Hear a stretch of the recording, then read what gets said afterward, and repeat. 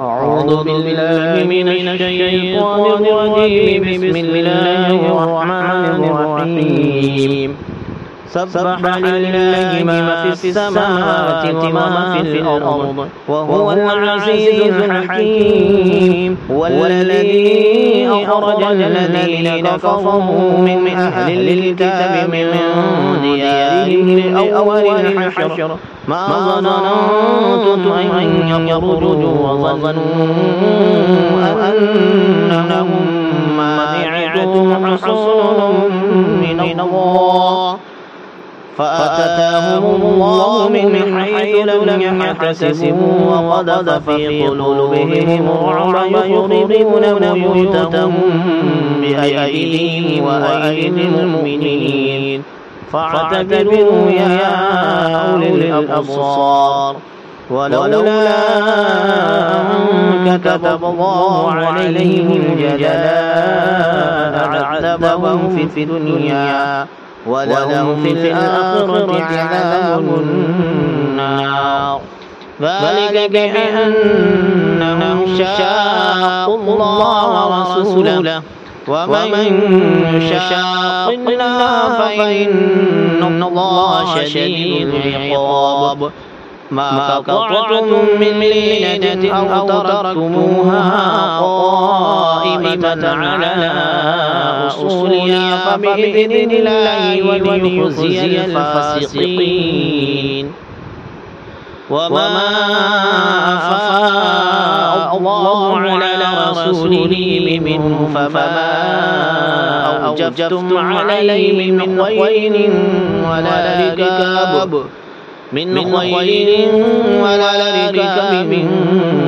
ولكن الله يسلط رسله على من يشاء والله على كل شيء قدير. ما أفاء الله على رسوله من أهل القرى فلله وللرسول ولذي القربى واليتامى والمساكين وابن السبيل كي لا يكون دولة بين الأغنياء منكم.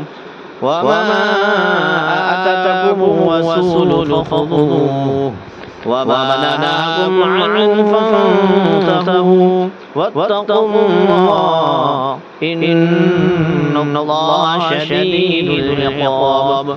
للفقراء المهاجرين الذين أخرجوا من ديارهم وأموالهم يبتغون فضلا من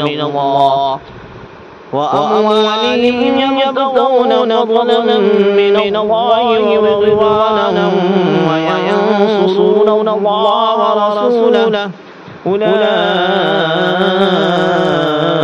هم الصادقون. والذين تبوأوا الدار والإيمان من قبلهم يحبون من هاجر إليهم ولا يجدون في صدورهم حاجة مما أوتوا ويؤثرون على أنفسهم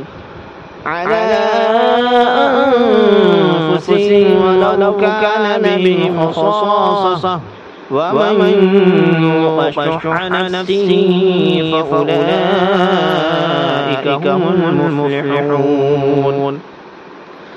والذين جاءوا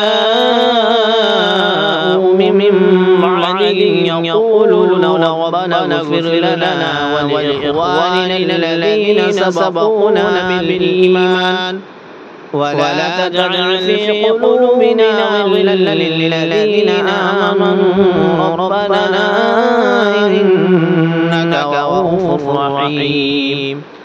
ألم تر إلى الذين نفقوا يقولون لإخوانهم الذين كفروا من أهل الكتاب لئن أخرجتم لنخرجن معكم ولا نطيع فيكم أحدا أبدا وإن قتلتم لننصرنكم والله يشهد إنهم لكاذبون لئن أخرجوا لا يخرجون معهم ولئن قتلوا لا ينصرونهم ولئن نصروهم ليولن الأدبار ثم لا ينصرون لأنتم أشد رهبة في صدورهم من الله ذلك بأنهم قوم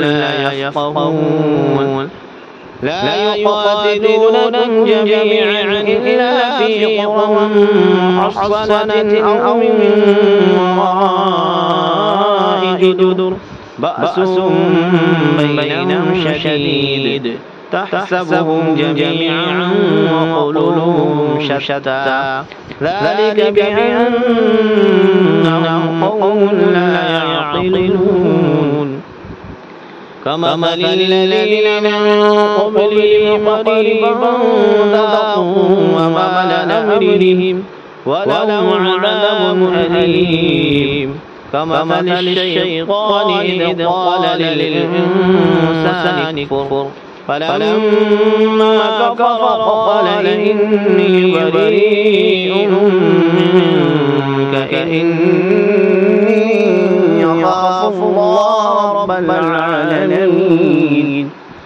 فكان عاقبتهما أنهما في النار خالدين فيها وذلك جزاء الظالمين يا أيها الذين آمنوا اتقوا الله ولتنظر نفس ما قدمت لغد واتقوا الله إن الله خبير بما تعملون ولا تكونوا كالذين نسوا الله فأنساهم أنفسهم أولئك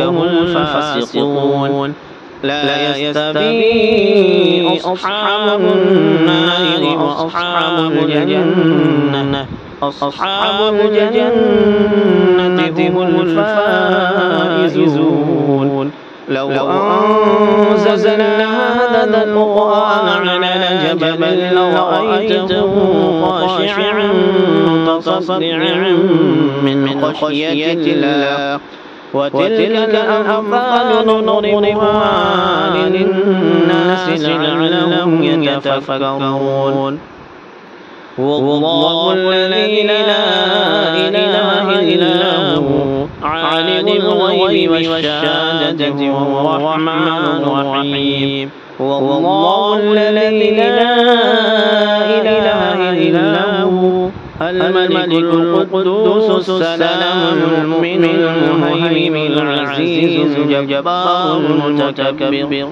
سبحان الله عما يشركون والله الخالق البارئ المصور له الأسماء الحسنى يسبح له ما في السماوات والأرض وهو العزيز الحكيم صدق الله العظيم.